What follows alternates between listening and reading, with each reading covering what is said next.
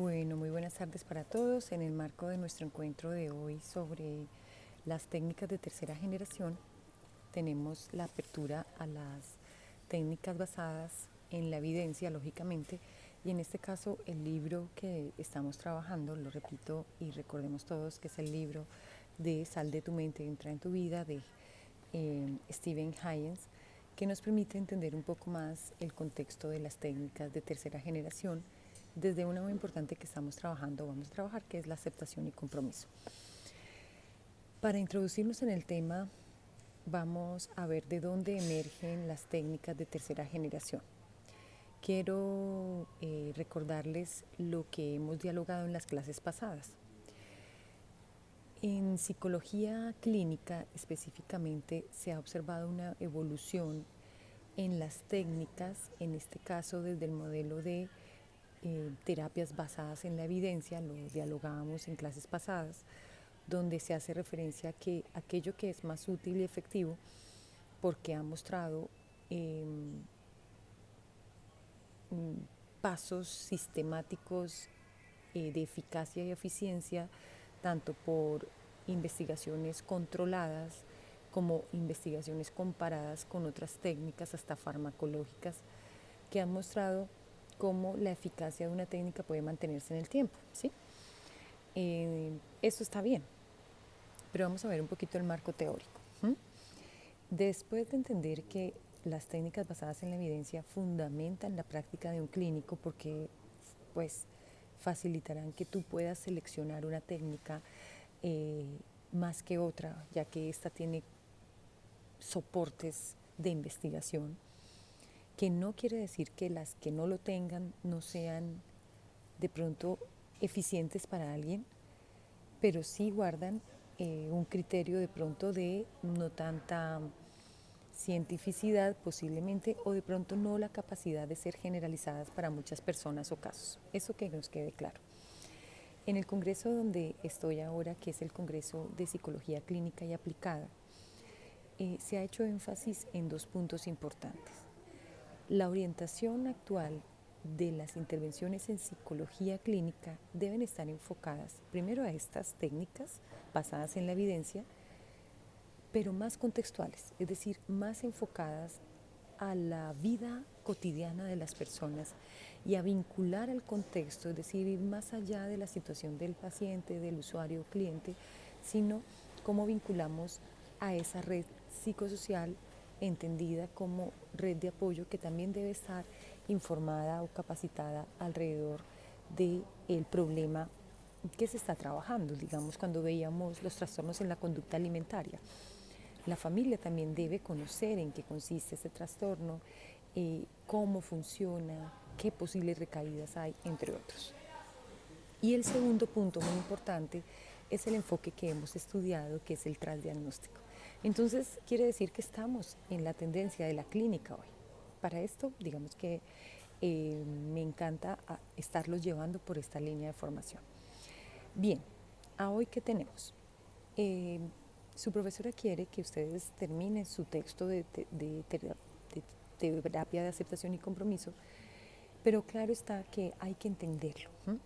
Entonces, la tercera generación, denominada así como por una evolución de las técnicas cognitivo-conductuales, que en la primera, les decía yo, consistían en esas técnicas más conductuales básicas, rígidas, luego pasa a las técnicas cognitivo-conductuales, que es la segunda generación, donde se incluyen autores como Beck, Ellis y otros, y Bandura, podríamos agruparlo allí si es posible, y la tercera generación, que incluye más el contexto, es decir, todo lo que tiene que ver con los sistemas, el ambiente, la vida de cada individuo, sus circunstancias de vida. Dentro de estas, una de las que ha tenido mucho impacto es esta propuesta de TAC. ¿Cuáles son los supuestos claves de la TAC? Primero, la aceptación. En la página 73 en adelante de su libro pueden encontrar el concepto de aceptación. Es difícil de comprenderlo, pero cuando lo has educado, lo has facilitado en casos o en grupos, es cómo reducir esa inflexibilidad cognitiva ante situaciones, circunstancias vitales que de pronto puedan modificarse o no, pero que permiten un primer paso, que es reconocer que existe. El ejemplo más clave es el siguiente: cuando nosotros tenemos un dolor físico, por ejemplo, y tratamos de evitarlo, es posible que se distraiga en un instante, pero después puede llegar con mayor intensidad. Lo que nos quiere decir este constructo, esta palabra de aceptación, es que el individuo permita apertura a lo que está sucediendo, apertura al dolor, a la sensación, saber que existe. En el caso no del dolor específicamente, sino del sufrimiento, por ejemplo, es también entender que existe una situación que puede ser altamente dolorosa. Esta técnica se ha aplicado muy efectiva en casos de duelo, por ejemplo, también en casos de adicciones, también en casos de problemas afectivos emocionales por desregulación emocional. El TOC, por ejemplo, el trastorno obsesivo compulsivo, que se puede incrementar en situaciones de alto nivel de ansiedad o estrés. También cuando se acepta el componente de los síntomas, en este caso de lo que ocurre con la técnica, es que disminuye la percepción en este caso de sensación de tensión o de dificultad por situaciones ambientales. ¿Esto qué nos indica? Que a mayor tensión puede haber mayor incremento en la sensación del malestar. Cuando hay menor tensión, permitimos que ese malestar, que si bien está, pueda adaptarse a la circunstancia. La aceptación también tiene que ver con la educación de los significados, de lo que sucede, ¿sí? Digamos que yo no podría aceptar que, por ejemplo, tengo una dificultad de ansiedad o una inadecuada gestión de mi emoción ante situaciones de hablar en público y me incrementa la ansiedad, los síntomas ansiógenos, si no conozco qué es la ansiedad, ¿sí? Entonces, el punto de partida también es educar sobre los síntomas, educar sobre el análisis funcional de cómo ocurre esta activación de sintomatología y cómo opera el ambiente en el incremento o en la disminución. Digamos, nosotros hablamos de un caso de ansiedad, hablar en público, donde uno de ustedes sea llamado a que me exponga el tema de ansiedad y usted no está listo y usted siente que se va a desmayar en el auditorio. Claro, debe entender usted cómo ocurre esto, por qué ocurre, cuáles son los síntomas y que esto se genera en este tipo de circunstancias. Pero también entender que podemos aprender habilidades para afrontar y gestionarlas. Entonces la aceptación sí parte de la educación, que es un primer paso. Y el segundo es la flexibilidad a los cambios. La flexibilidad a los cambios, si bien en el texto no está así descrito, pero me permite darle un punto de aporte a la aceptación como definición de esta terapia, es que se permita un poco recibir la situación. Recibir la situación es tener la capacidad de observarla, sentirla, manejarla, explorarla, dibujarla, respirarla y conocer que existe, reconocerla, darle nombre también. Muy bien, uno de los segundos puntos importantes de este tipo de aspectos de la terapia de aceptación y compromiso es el lenguaje. El segundo concepto tiene que ver con el marco teórico de esta técnica, que es la teoría de los marcos relacionales.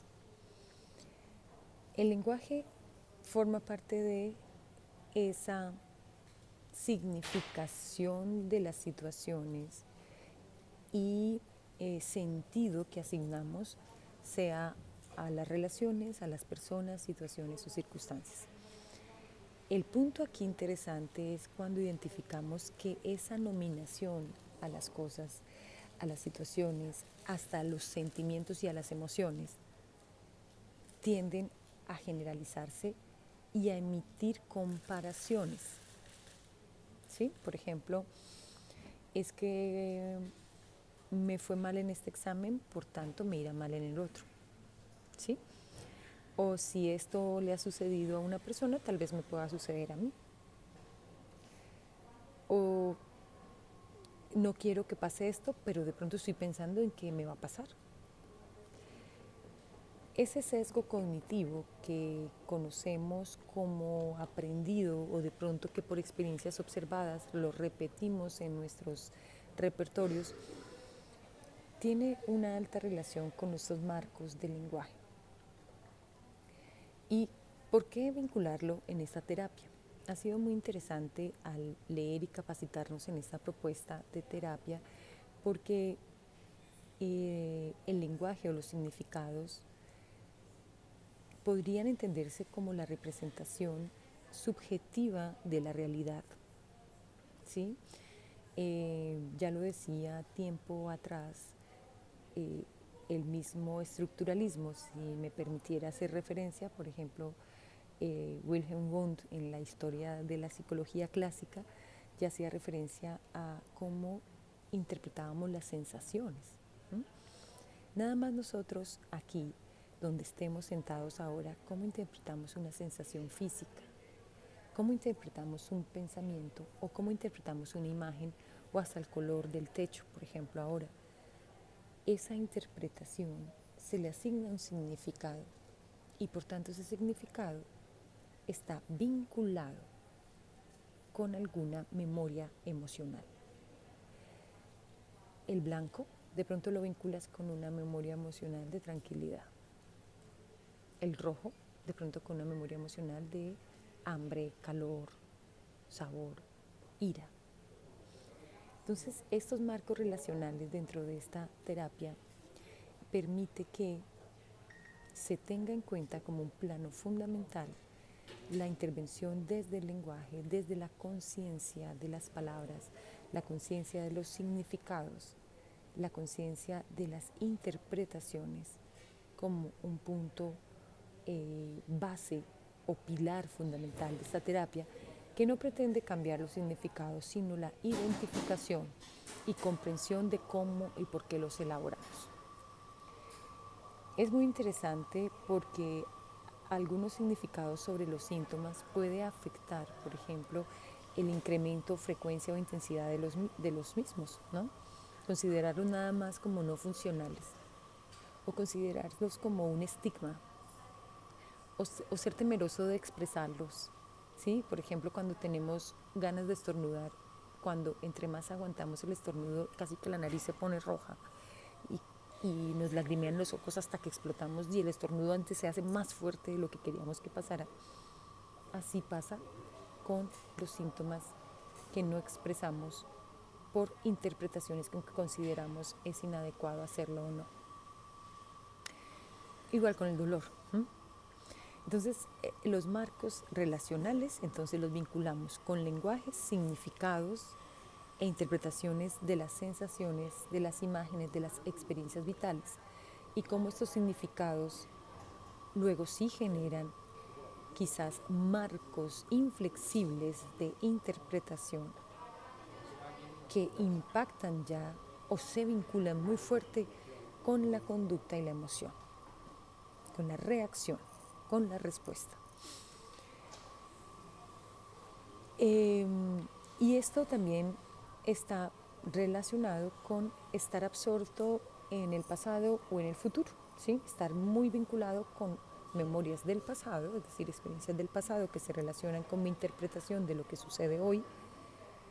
Como me pasó esto, entonces va a suceder, o ya me pasó una situación similar, va a ocurrir, o con el futuro, ¿sí? Entonces, esto también en la teoría de los marcos relacionales del lenguaje da puerta a un tercer elemento que tiene esta técnica, el entrenamiento en el presente.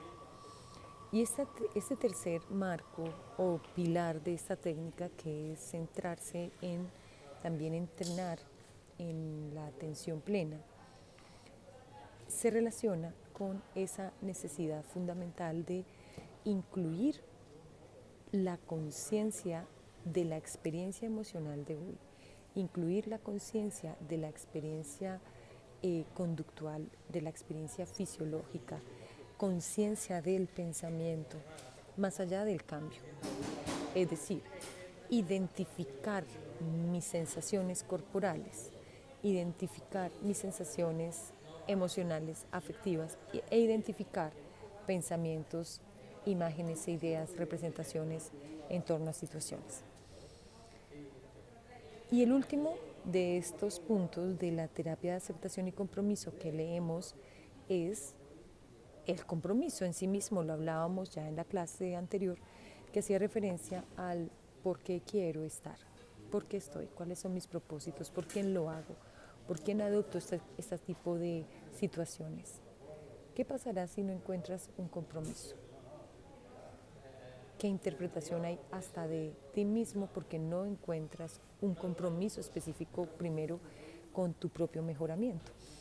Pues son algunos puntos también ya individuales y críticos, pero el compromiso no solamente el primordial pues consigo mismo, es decir, usted está aquí, por ejemplo, en un caso trabajemos el trastorno que hemos estudiado, conducta alimentaria o el estrés,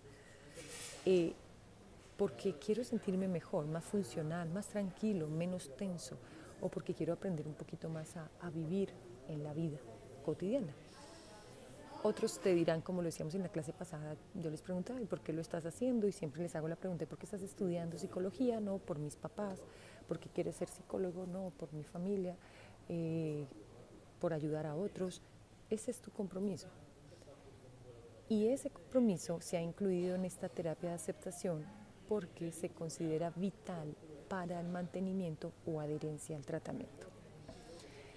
Entonces, bajo esas premisas es que se ha configurado esta propuesta teórica y técnica que permite mostrarnos un paso a paso de herramientas para poder incluir aspectos de la terapia, de las técnicas cognitivas, porque nada más el concepto de aceptación, el concepto de los marcos relacionales está relacionado lógicamente con todo el componente cognitivo, el componente conductual, porque también nos refiere a que se requiere una activación conductual y específica para generar cierta modificación y promover el bienestar del cliente, de los grupos, cuando insertamos ciertas habilidades, herramientas, técnicas conductuales que son importantes,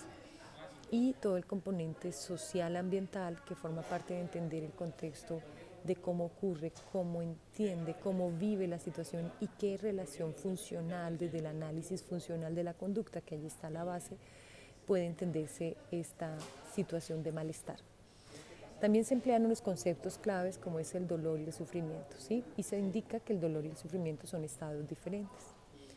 El dolor psíquico, voy a leerlo textual, es normal y es importante porque todo el mundo lo experimenta. Nada más con esa frase estamos aliviando la tensión al considerar que el dolor no puede sentirse.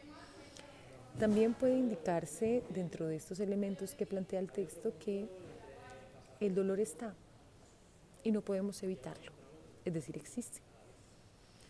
Sabe también entender que el dolor y sufrimiento son diferentes y que aprendemos tal vez a veces a identificarnos con el sufrimiento cuando no debemos identificarnos con el sufrimiento, pues el sufrimiento mismo tiene un significado, es más un constructo también elaborado.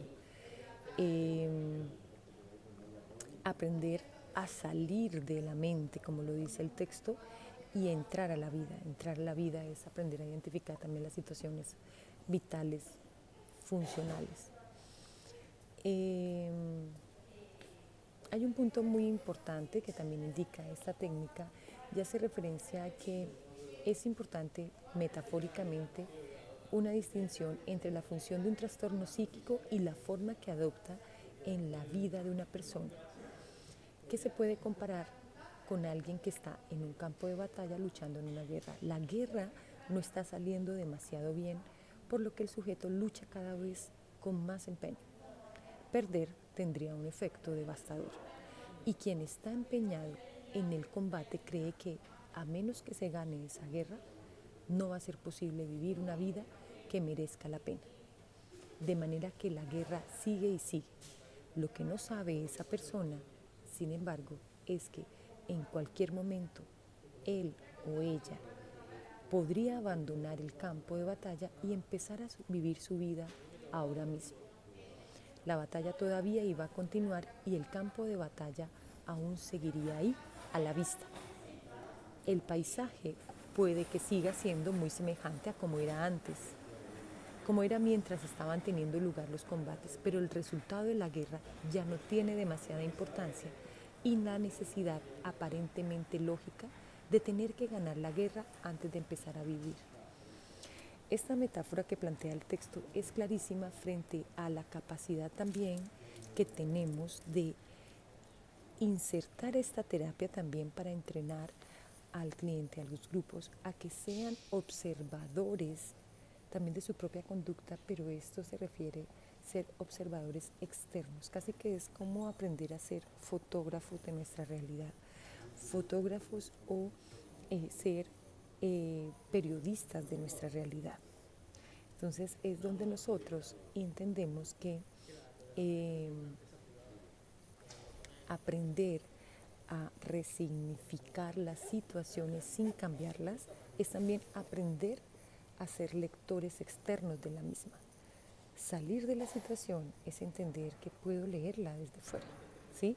La ansiedad la puedo ver desde fuera, o sea, que no te identificas con que el estigma o que la etiqueta es soy ansioso, sino allí hay síntomas de ansiedad que ocurren, pero me desvinculo, ¿sí? Me desvinculo, que es el concepto que indica también el texto de la difusión cognitiva, como veíamos en el modelo MIRE, del modelo integrador de regulación emocional.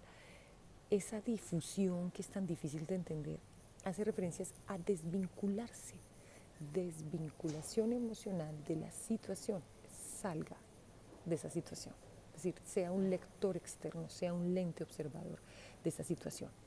Entonces, estos marcos iniciales de la terapia de aceptación y compromiso son los que van a permitir que muchos de los síntomas en diferentes trastornos afectivos y emocionales, como el que estamos leyendo de trastorno afectivo bipolar, que de verdad reitero la importancia fundamental de leerse el libro de locura bipolar para que entendamos los síntomas que vamos a tener dentro de poco al invitado, nos permite comprender que la lucha de los síntomas, es decir, tratar de opacarlos, promueve más evitación experiencial emocional, incrementando el malestar e incrementando esa situación de, entonces ahí sí, de sufrimiento. Esta técnica también ha considerado ser de mucho aporte en varios tipos de dificultades, no solamente trastornos, sino emocionales, porque orienta también el concepto de conciencia.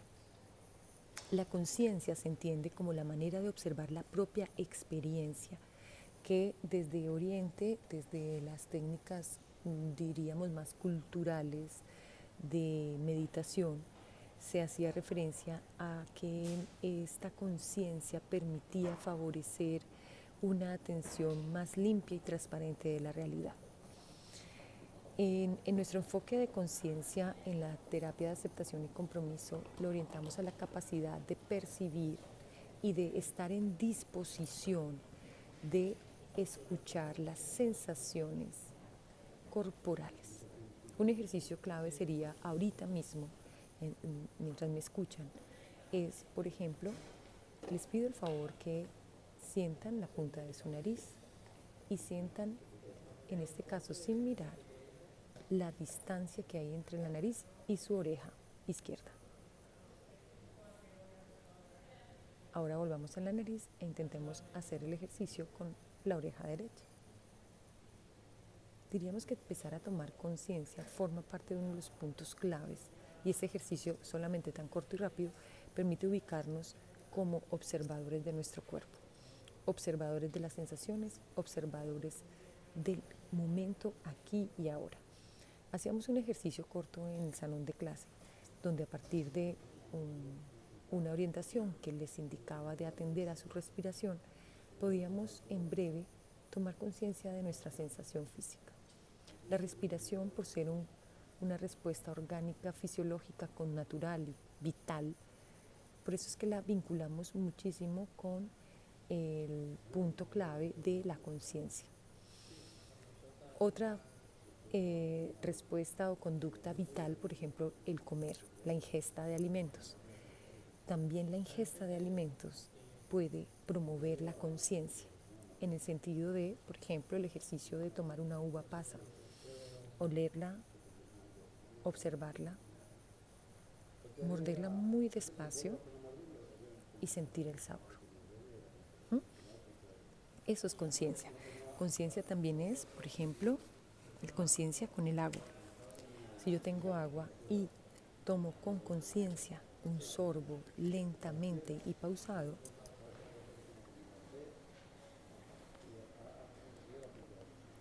ese sorbo de agua con conciencia también está promoviendo el punto clave de la atención plena.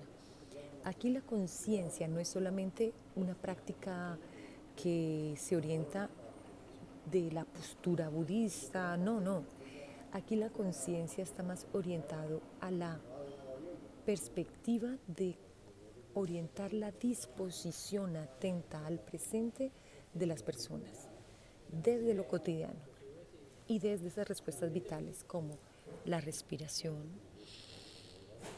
como el comer con conciencia, el tomar agua, como el sentir el cuerpo, como el tomar conciencia de qué emoción estoy sintiendo, tomar conciencia de mi postura, tomar conciencia al caminar. Bien, este es como uno de los puntos del marco que ha involucrado que sea tan aplicada esta terapia en diferentes problemas, trastornos psicológicos, pero también en la vida cotidiana sin que exista una disfuncionalidad, sino un entrenamiento muy interesante para promover ese balance emocional, físico, social, ese balance en la salud mental. Ahora bien, ya dentro de nuestro ejercicio, en la guía, les propongo unas preguntas que solicito sean respondidas en parejas. Y por último, ustedes van a tratar de buscar un artículo o aplicar a un caso o problema de los que ya tienen asignados, llámese ansiedad, llámese depresión, conducta alimentaria, los problemas que ya tenemos asignados en el trabajo independiente. Vamos a buscar un artículo y si no lo hay, tratamos de explicar por qué sería importante y es importante la terapia de aceptación y compromiso en el problema que hemos tenido que ir revisando en el trabajo independiente. Es decir, pongo el ejemplo, en el trastorno de la conducta alimentaria, para quienes lo tienen, ¿cómo aplicaría la terapia de aceptación y compromiso? Tienen dos opciones, pensarlo y crearlo, o la segunda opción es buscar un artículo. Entonces, bajo estas premisas es que vamos a trabajar el día de hoy. Este video lo he dejado teniendo en cuenta que si llegara a tener una dificultad en la conexión, pues aquí tenemos una sesión orientadora que mañana igual a la misma hora, a las 2 de la tarde, yo estaré disponible sábado para cualquier pregunta que haya sobre el trabajo. Es decir, esto lo vamos a entregar a las 6 de la tarde del sábado, me lo envían vía WhatsApp a través de Caro, nuestra monitora. Entonces, estos son los puntos importantes que quería indicarles. Quisiera también que escucharan, además de este video, una corta entrevista que se le realiza al doctor Stephen Hayes alrededor de qué es la terapia de aceptación y compromiso y pues manos a la obra con el taller de hoy para ser entregado mañana a las 6. A las 2 de la tarde del sábado quedo a su disposición. Mañana 2 de la tarde. Un besito para todos. Gracias por su comprensión en estas asesorías, guías y talleres de nuestra ruta en formación en clínica. Y bueno, contarles que en el congreso en el que estoy ha sido muy interesante entender y comprender que estamos orientando una clase en las perspectivas actuales de la psicología clínica que tiene que ver con los modelos transdiagnósticos, con las terapias y técnicas de tercera generación, con aquellas adaptaciones que deben también permitir que las técnicas sean flexibles y adaptadas a los casos, y todo el modelo basado en la evidencia, sin dejar a un lado que aquello que puede adaptarse a las necesidades de los casos es muy importante también para poder optar por un bienestar emocional en las personas.